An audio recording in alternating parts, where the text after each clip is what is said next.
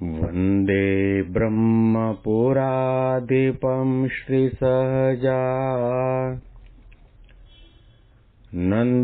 च मूलाक्षरम् श्रेयस्कारणसद्गुणैकनिलयम् श्रीप्रागजिह्वावत ब्रह्मोपासनधारकं गुरुहरिं यज्ञं तथा योगिनं प्रत्येवं प्रमुखं महन्तमनिशं श्रीजीस्वरूपं मुदा મહિમાનો મહિમા પ્રવચન માળામાં આજે 9મી સપ્ટેમ્બર 2025 અને મંગળવારના દિવસે તમામ સંતો હરિભક્તોને મારા સાષ્ટાંગ પ્રણામ. જય સ્વામિનારાયણ. છેલ્લા ઘણા દિવસોથી આપણે ગઢડા અંત્યનું 26મું વચનામૃત ઇન્દ્રિયો અંતઃકરણની ક્રિયાને દાબીને વર્તે એવા સંતનું સાંભળી રહ્યા છીએ, જેમાં મહારાજે કૃપા કરીને આપણને સૌને ભગવાનની પેઠે સેવા કરવા યોગ્ય એવા જે સંત તે કેવા હોય એના લક્ષણો જણાવ્યા છે. અને આ વચનામૃતના છેલ્લા ભાગની અંદર શ્રીજી મહારાજ જેને ભગવાન પ્રગટ મળ્યા છે, સાચા સંતો મળ્યા છે, તેમ છતાં પણ એની સાધના અને ભક્તિ અને સત્સંગના પાયામાં અમુક દોષ, અમુક ખામી, અમુક સ્વભાવ રહી જાય છે, જેના કારણે સાધનાની પાંખો દ્વારા ઉડતો સાધક અક્ષરધામના દરવાજા સુધી પહોંચે પણ અંદર પ્રવેશ કરી શકતો નથી. એવા દોષોનું મહારાજ કૃપા કરીને સામે બેઠેલા સંતો હરિભક્તોને દર્શન કરાવી રહ્યા છે.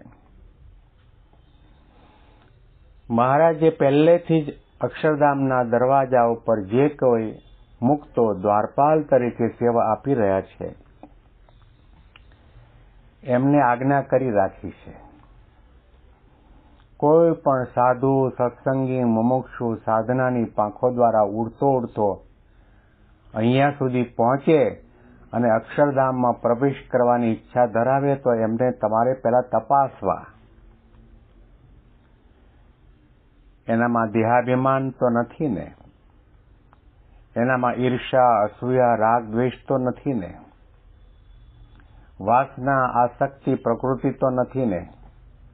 દંભ, કપટ અને દેખાડો તો નથી ને? તમારી પાસે ભલે કદાચ ભગવા કપડામાં આવ્યા હોય, એક હરિભક્ત અને સત્સંગી તરીકે આવ્યા હોય તો પણ તમારે એનું પૂરેપૂરું 100% ચેકિંગ કરવાનું. જો ખરેખર 100% ગુણાતીત ભાવને પામ્યા હોય, માયાનો લેશ પણ એનામાં ન હોય, 100% અનન્ય નિષ્ઠા હોય અને 100% બ્રહ્મ ભાવને પામ્યા હોય તો જ એને આપણા અક્ષરધામમાં પ્રવેશ દેવો અને મારી પાસે આવવા દેવા.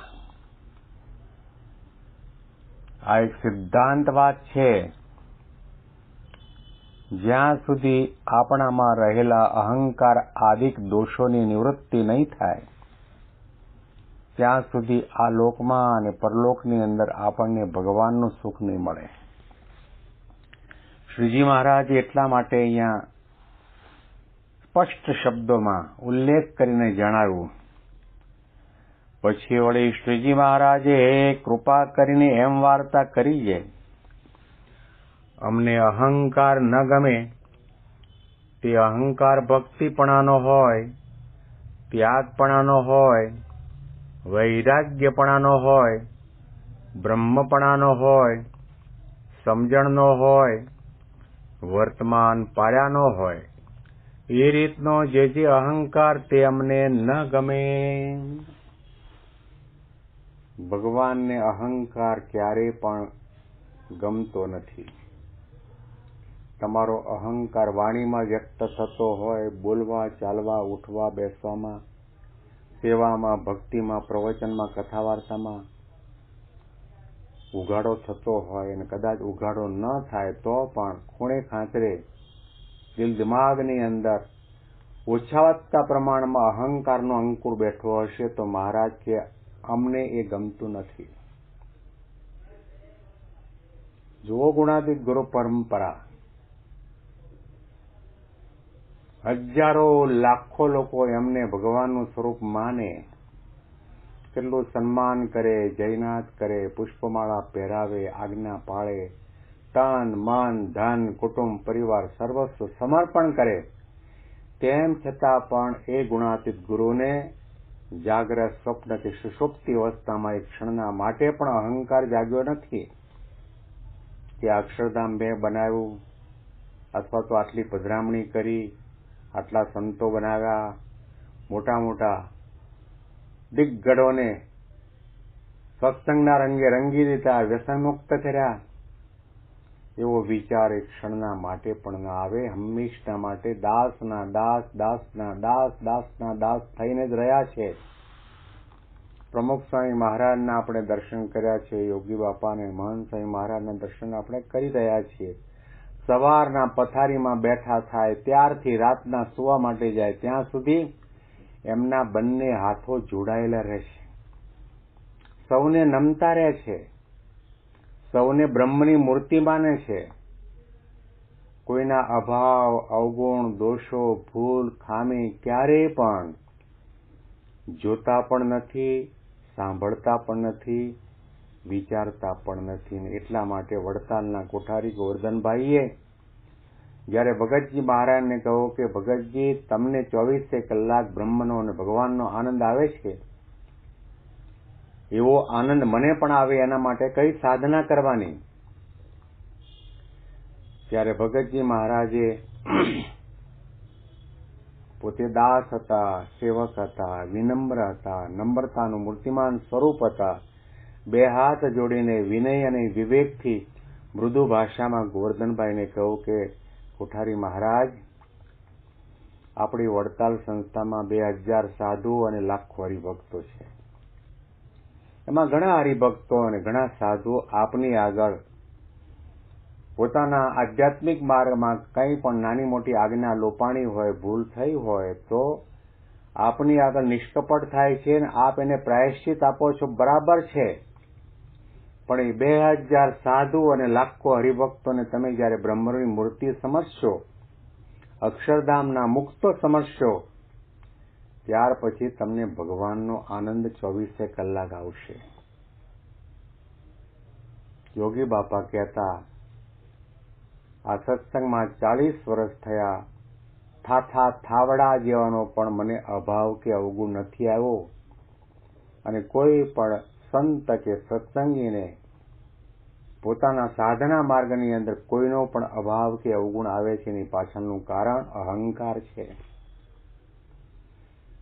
આપણે વ્રત કરતા હોઈએ, આપણે દાન કરતા હોઈએ, આપણે સત્સંગ કરતા હોઈએ અને બીજા ન કરતા હોય એટલે તરત જ આપણને એ આપણાથી નાના પણ દેખાય, એના પ્રત્યે અણગમો પણ થાય, એનો અભાવ કે અવગુણ પણ આવે. શ્રીજી મહારાજના રસ, રુચિ, અભિપ્રાય જ્યાં સુધી જાણીએ નહીં ત્યાં સુધી આપણામાં સાચું 100% ભક્તપણું ને સાધુપણું આવતું નથી. ભગવાનને રાજી કરવા હોય ને આપણી ભક્તિ, આપણા ત્યાગ, આપણી સેવા, આપણી સમજણ, આપણી ઉપાસના, આપણા નિયમ ધર્મની દ્રઢતાથી ભગવાન અને સંતને રાજી કરવા હોય તો જાણપણું અવશ્યપણે રાખો. જેવી રીતે ડ્રાઇવિંગ કરતી વખતે આપણી નજર સામે પણ હોય છે, આપણા બંને હાથ સ્ટીયરિંગ ઉપર લગાવેલ હોય છે. આપણો પગ બ્રેક ઉપર પણ હોય છે, ક્લચ ઉપર પણ હોય છે અને એક્સેલેટર પણ ઉપર હોય છે. બધું જાણપણું રાખીએ છીએ એમ અતિશય જાણપણું ભગવાનના ભક્તે ભક્ત માર્ગમાં રાખવાની જરૂર છે. મારા ઈષ્ટદેવ ભગવાન સ્વામિનારાયણ અને ગુરુહરિ પ્રમુખ સ્વામી મહારાજ, મહંત સ્વામી મહારાજને શું ગમે છે, જે ગમે છે એ પ્રમાણે એ દિશામાં ચાલો. પછી ભલે ધીમી ગતિથી ચાલતા હશો તો પણ ભગવાન અને સંત તમારા ઉપર રાજી થઈ તમારું કાંડું પકડશે અને આશીર્વાદનો વરસાદ વરસાવશે. આ બુદ્ધના અનુસંધાનમાં વિશેષ મહિમાની વાતો આપણે આવતીકાલના પ્રવચનમાં સાંભળીશું. તમામ સંતો હરિભક્તોને મારા સાષ્ટાંગ પ્રણામ. જય સ્વામિનારાયણ.